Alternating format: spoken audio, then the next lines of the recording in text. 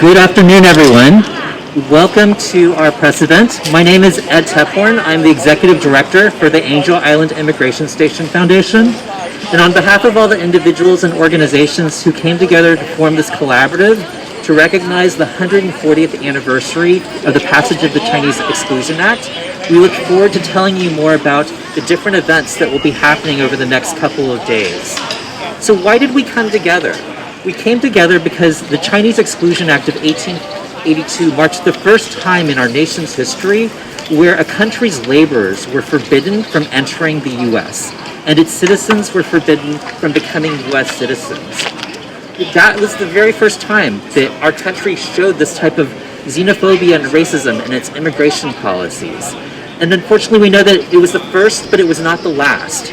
In the decades that followed, the Chinese Exclusion Act of 1882 was followed up by multiple other policies and immigration laws that essentially created an Asian Pacific barred zone, where for any people coming from an Asian Pacific Islander country, they were not allowed to become U.S. citizens. And while the Chinese Exclusion Act was finally repealed in 1943, we know that it has had long-lasting effects on all of our communities. The violence that we've seen over the past 2 years, the 10,000 reported incidents of anti-Asian hate and discrimination that's been targeted towards our community, definitely has its roots in the racism and xenophobia that led to the Chinese Exclusion Act. The passage of the Chinese Exclusion Act and similar policies also led to the creation of the Angel Island Immigration Station. For those of you who aren't familiar with the Angel Island Immigration Station, it's the U.S. immigration station that was built on Angel Island, and from 1910 to 1940, over 500,000 immigrants from 80 different countries were either processed or detained on Angel Island.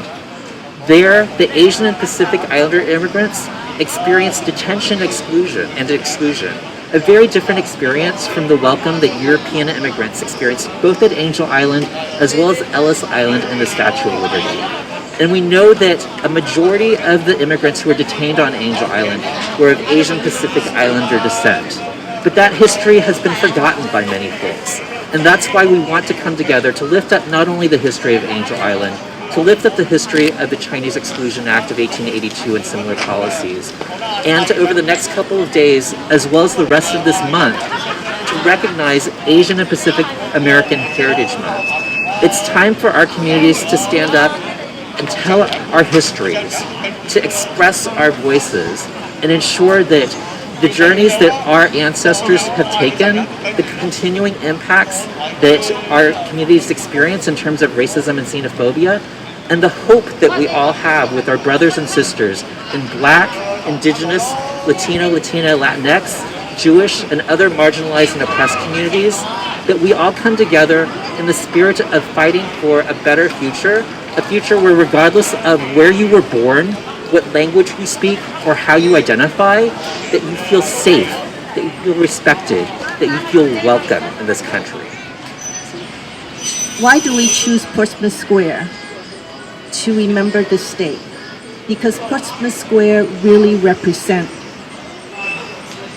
the history, the resilience, the struggles, and the victories of not just Chinatown, but all immigrants to America. Portsmouth Square is the heart of resilience, resistance, and victories.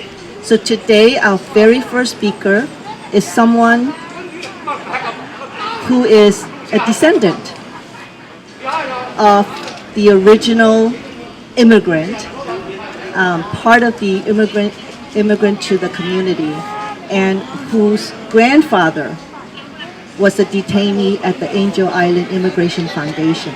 Please welcome to the podium Sandra Lee Fewer. 我哋第一個講者咧就係李麗常，佢嘅祖先咧就係呢一個經歷華人即係排華法案，同埋亦都係喺天使島居留過嘅居留者。請李麗常女士 Sandy。 Thank you. Thank you, Eddie Mabel, for inviting me to share my story and my family story today. And thank you to the Coalition for keeping up, I think, remembering the racist immigration policies of the United States, and to remind us that the fight goes on and it's not over. So I am Sandra Lee Fewer. I am a fourth generation Chinese American San Franciscan. My paternal grandfather and grandmother were both born in California, but my maternal grandfather was a paper son. He came as a merchant. His father before him came as a merchant here and started Maofeng, which was the first Chinese produce business in San Francisco's Chinatown, right here at the corner of Washington here, and where Washington Bakery is. So my grandfather came, his original name was Li Hu, but his paper name was Li Hu, but his real name was Gui Him Lim. And he always saw himself as part of the Lim Family Association. He came in around 1920, and he sent later for his wife, my maternal grandmother, Wang Shi, but she went to actually spent about a month on Angel Island, and she also came on false papers, and but her original name was Mei Wang Lin. And so we know that this history of racism against Chinese and API community has roots that going very, very far back, but we also see that the generations that came after are people like working in the community, also helping the community, serving as public officials, and also in every part of our community here in San Francisco, and help to build that. And so I think it is really important to remember it, and we really remember in this country also that the fight is not over, as we see the increase of violence against Asians in our country, and that collectively, as we remember it, collectively we can also vow to be diligent in fighting against this type of discrimination. As Mabel said, not just for API folks, but for all immigrants. Thank you.